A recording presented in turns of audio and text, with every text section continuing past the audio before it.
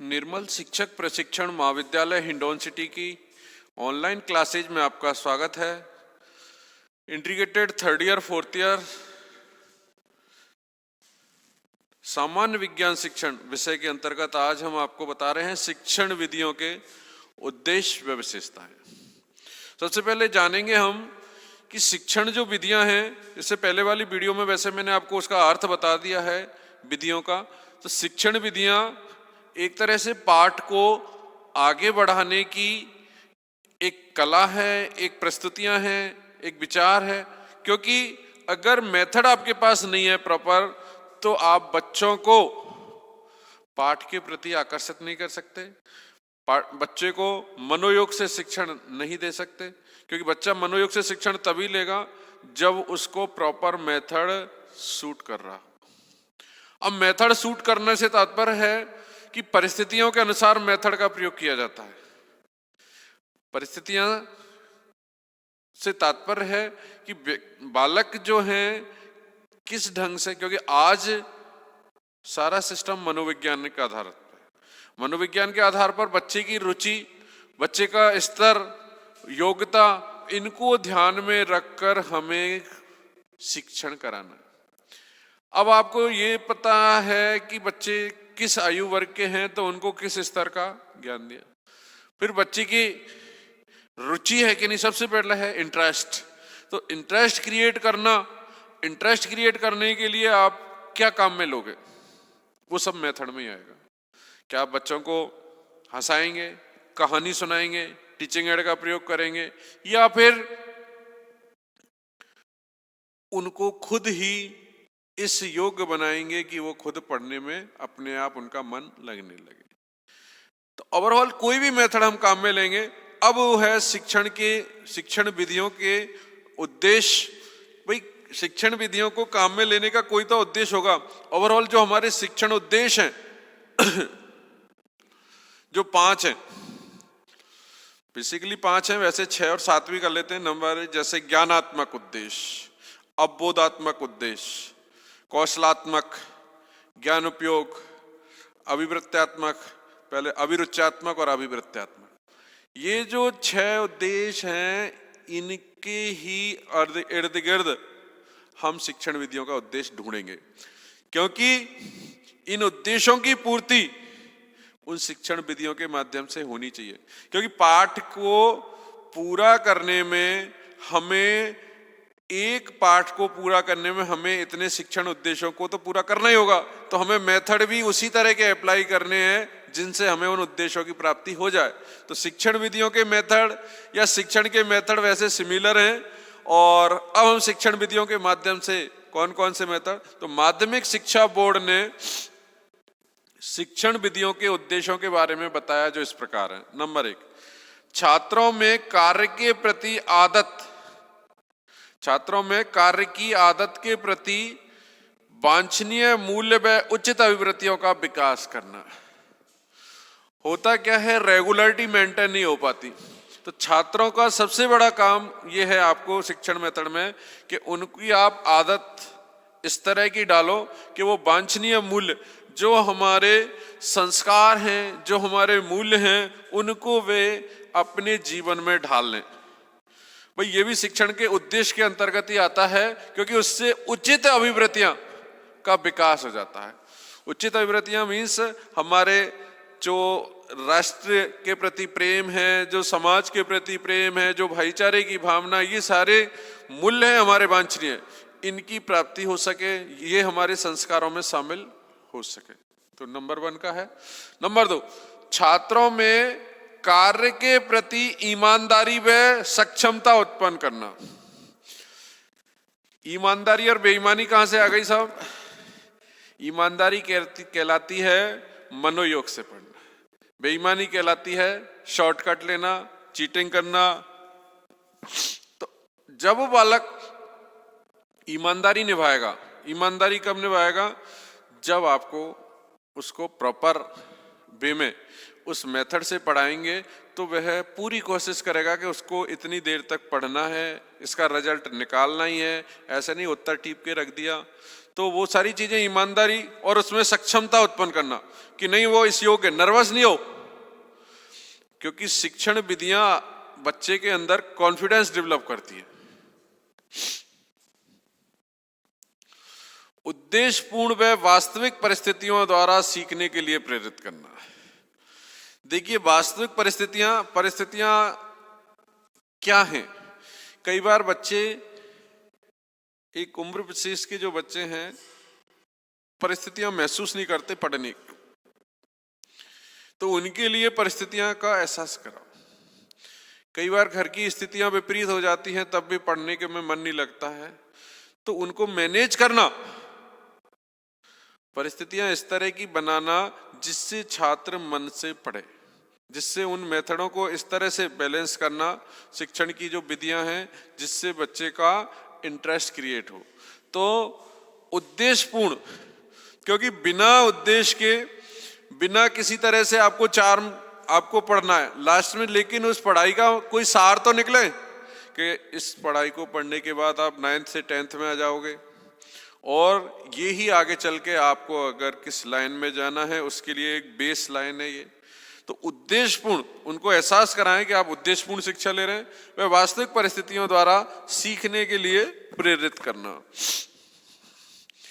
छात्र अर्जित ज्ञान का व्यवहारिक रूप से प्रयोग कर सकने में सक्षम बन सके। सबसे बहुत बड़ी कला है ज्ञान उपयोग। ज्ञान तो आ गया लेकिन व्यवहार में उसका उपयोग नहीं कर पा रहा है। इसके पीछे कारण क्या है? इसके पीछे कारण सीधा सा है कि बालक के अंदर वो वाली बात नहीं आ पाई है कि वह उस ज्ञान को इंप्लीमेंट कर दे। क्योंकि जो ज्ञान आपने रट के लिया है, यानी जिसको आपने समझा नहीं है, केवल रटन किया है, उसको आप व्यवहार में नहीं ले सकते। और जो ज्ञान आपने प्रैक्टिकली बेस में लिया है, उसको आप व्यवहार में भी उतारेंगे, चाहे वो संस्कार हो, चाहे टेक्निकल ज्ञान हो, चाहे समाज के मानक हो, उन सबको आप उस ढंग से हैंडल कर लेंगे अगर आपने अर्जित ज्ञान को मनोयोग से सीखा है, तो उसको व्यवहारिक रूप में हम प्रयोग में लाएंगे। तभी तो कहते हैं यार पढ़ा तो सही पर गुना नहीं।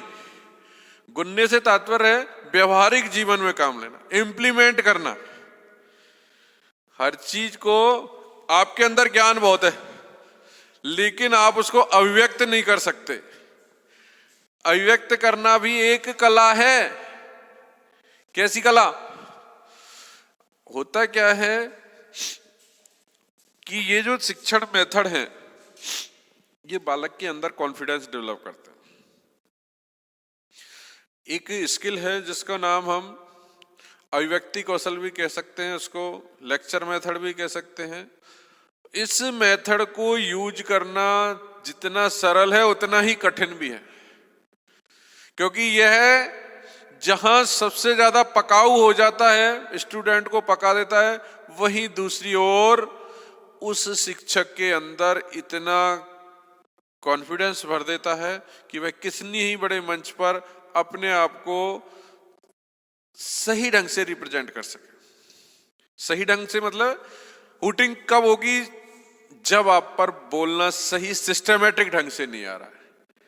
अभिव्यक्ति, इसके कई, जैसे इंग्लिश में नाम है प्रेजेंटेशन। प्रेजेंटेशन को आप किस ढंग से प्रस्तुत करते हैं, ये एक कला है, ये एक मेथड है। जैसे आपने जब प्रेजेंटेशन, आज मैं और तो पुराने आपको शिक्षाविदों के नाम तो आपको नहीं बैठ पाएंगे, जैसे विवेकानंद जो हमारे महापुरुष हुए, उन्होंने समा बांध दिया। उनकी जो स्पीच थी उसको हिंदी में दी, लेकिन लोगों ने, चाहे विदेश में भी उन्होंने अपना डंका बजाया। और ऐसे ही कई हमारे और विद्वान हैं, चाहे अटल बिहारी वाजपेयी है, उन्होंने भी हिंदी में जाके अपने भाषण को दिया हुआ। हिंदी अंग्रेजी मायने नहीं रखती। आज उसी तर्ज पर है नरेंद्र मोदी। आज के उसके गेटअप को देखो, बिल्कुल ऐसा लगता है संत महात्मा।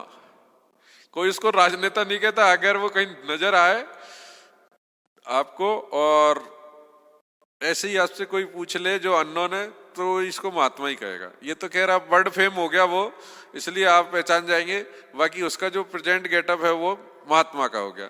अब महात्मा से कोई लेना देना, लेकिन उसका जो प्रेजेंटेशन है, जिस धारा प्रवाह से वह बोलता है, मन की बात करता है, लोग बीजेपी के फैन नहीं है, बीजेपी पार्टी को इतना वेटेज नहीं है जितना मोदी को वेटेज है। ये बात अलग है कि उसकी कई स्कीम सफल नहीं हुई, तो कोई आदमी अंदर से थोड़ी लाता है, एक्सपेरिमेंट तो करना पड़ता है।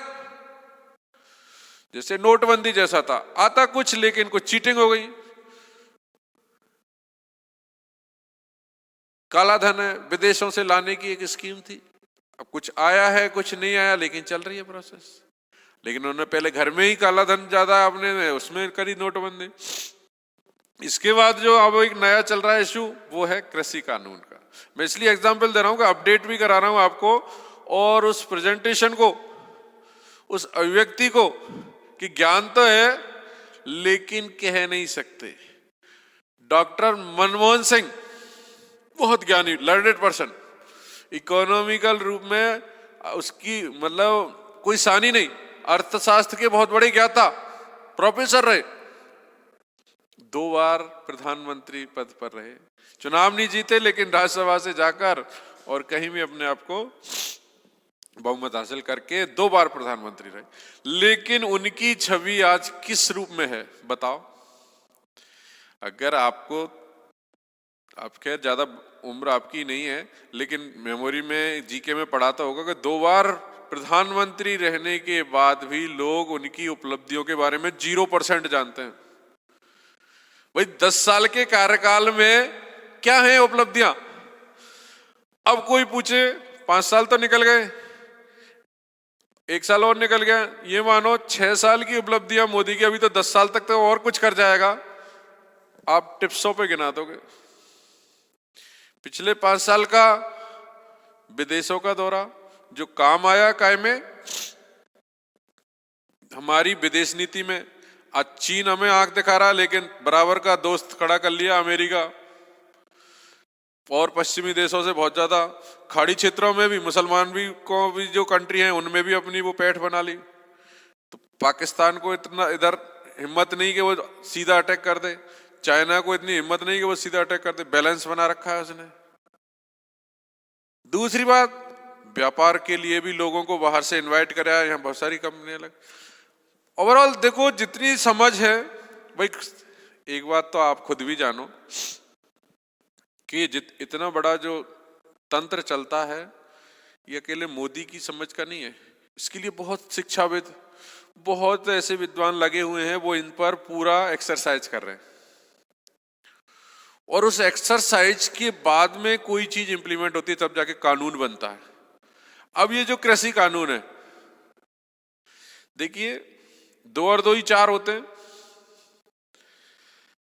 ये बात प्रैक्टिकल है कि ये लागू हो जाएगा कानून तो इससे व्यापारियों को फायदा होगा, लेकिन ये भी फैक्ट है कि किसानों को भी होगा, नुकसान नहीं होगा। अब नुकसान किसको होगा? भाई कोई चीज आती है, नुकसान होगा उन दलालों को, उन कमीशन खोरों को, जो बीच में इधर से उधर माल पहुंचाने, व्यापारी को किसान के मध्य से वो लोग हट जाएंगे, मंडियां खत्म।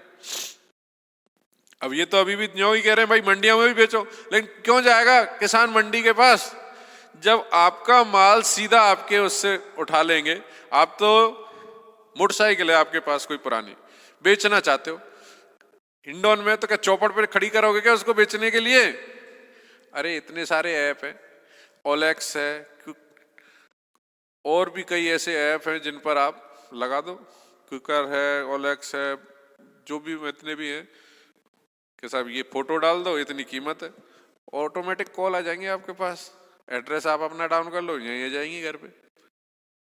ऐसे ही किसान खुद नहीं जानता, कहीं जाके हमने वो डलवा दो, साहब इतने क्विंटल गेहूं है मेरे पास, ठीक है, वो आपके अकाउंट में पैसे डलवा देगा, आप उसको सीधा टर्नओवर कर दो। तो सारी चीजें एक तो डिजिटल हो गई, और डिजिटल नहीं करना चाहो मंडियों में ले जाओ, एमएसपी पे बेचो, सरकार खरीदेगी आपका। तो कानून का जामा कोई पहनाता है तो ऐसा नहीं है कि किसी एक वर्ग को, हमारा देश कृषि प्रधान देश है, 80% जनता कृषि पर आधारित है, तो पंगा लेगा कि कोई, भाई ऐसा पंगा थोड़ी लगा कि उनको नष्ट कर दे किसानों को और फिर अपनी रोटी सेके, सब बाल ही नहीं। अगले इलेक्शन में चित्त रखा पूरी बीजेपी खत्म है। अगर इस कानून से किसान को नुकसान पहुंच गया तो चित है, क्योंकि 80% लोग खेती पर आधारित है। कौन अपने पैरों पे कुल्हाड़ी मारेगा? अंबानी अडानी को भी अगर चलो लाभ पहुंच रहा है तो किसानों को अगर अहित तो नहीं हो रहा, अब कौन को हो रहा है वो जाने। भाई फ्री स्टाइल कुश्ती हो जाती है। एक फ्री स्टाइल कुश्ती ऐसी है, कोई भी दाव पेच लो आप, तो तुम्हारे लिए फ्री स्टाइल छोड़ दी, मंडी में बेचो, मंडी में बेचो, एमएसपी पे बेचो, एमएसपी पे बेचो, डायरेक्ट खिलान से बेचो व्यापारियों को तो उससे बेचो। यार 3-3, 4-4, फिर अपने स्टेट में नहीं दूसरे स्टेट में बेचना जाओ, वहां आपके लिए बाजार खुला है, वहां ले जाओ, वहां महंगा है। तो कई जगह ऐसी है कि यहाँ चीज सस्ती है, दूसरे स्टेट में बहुत महंगी है, ट्रांसपोर्ट तो लगेगा, ले जाओ भैया भर के। खैर, तो हमारे पास जो था वो है छात्रों में अर्जित ज्ञान का व्यवहारिक रूप में उपयोग करना, तो उसको जो ज्ञान है उसको इंप्लीमेंट करने का उनमें जज्बा पैदा करना। फिर है छात्रों में स्वाध्याय हेतु प्रशिक्षित करना। स्वाध्याय से तात्पर्य है खुद पढ़ें, आश्रित नहीं रहे कि लाओ गुरुजी पढ़ाएंगे तो ही पढ़ें। आपके अंदर जो चीज पढ़ रखी है उसको आप दोबारा रिवीजन करें, नहीं है सेल्फ पढ़ें, नहीं समझ में आए फिर गुरु से। तो ये आदत डले, क्योंकि आप केवल आधारित रहोगे जब उन्होंने पढ़ा दिया और घर आके खेल रहे हैं, तो वो भी पढ़ाई सही मेथड नहीं है। क्योंकि जब आप खुद पढ़ोगे तो हर चीज की बारीकियां समझ में आएंगी आपको। स्वाध्याय की नीति आएगी तो लंबा पढ़ोगे, 2-2 घंटे 4-4 घंटे की सिटिंग लगाओगे, और उन्हें इस दृष्टि से सफल बनाना कि वह ज्ञान अर्जन कर सके। सिटिंग लगाना ही सब कुछ नहीं है। स्वाध्याय हेतु सबसे बड़ी बात है कि वो ज्ञान उन्होंने अर्जित किया है, इस तरह से उनकी सिटिंग लगनी चाहिए। स्वाध्याय इस तरह से होना। छात्रों में स्पष्ट चिंतन की योग्यता तथा स्पष्ट भाषण व लेखन अभिव्यक्ति का विकास।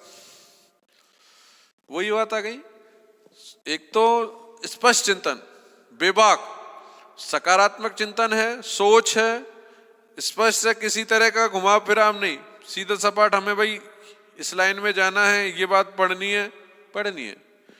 और भाषण देना स्पष्ट, अभिव्यक्ति लेखन, ये सारी चीजें आपको स्पष्ट होनी चाहिए, क्योंकि ये भी कला लाना शिक्षण का उद्देश्य है अभिव्यक्ति का। छात्रों में रुचियों का विकास कर रचनात्मक शक्ति विकसित करना। सबसे बड़ी बात है रुचि कैसे डेवलप हो। रुचि का तालमेल नहीं बैठ पा रहा है।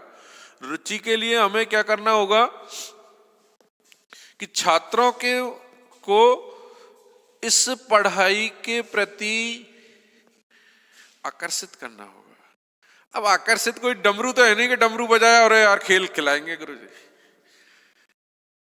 देखिए कई बालक तो क्या है, गॉड गिफ्टेड होते हैं, तो वो पढ़ाई के प्रति इंटरेस्टेड रहते हैं, पूरी टाइम में फोकस उनका पढ़ना है, लेकिन कई विचलित रहते हैं। अब उसमें रुचि कैसे डेवलप हो, तो रुचि डेवलप करने के लिए या तो आप जो ज्ञान दे रहे हैं उसको प्रैक्टिकली वे में इंप्लीमेंट कराएं, खुद भी करें और छात्र को भी करें, तो बालक बहुत जल्दी सीखेगा। दूसरा, उस शिक्षा को पढ़ने के बाद उसका व्यवहार में आगे इन फ्यूचर क्या उपयोग होगा, क्या आपके लिए लाभकारी होगी, वो सारी चीजें बताएं। क्योंकि भाई जब तक आपको कोई मंजिल ही नहीं बताई जाएगी तब तक आप दौड़ेंगे कहां।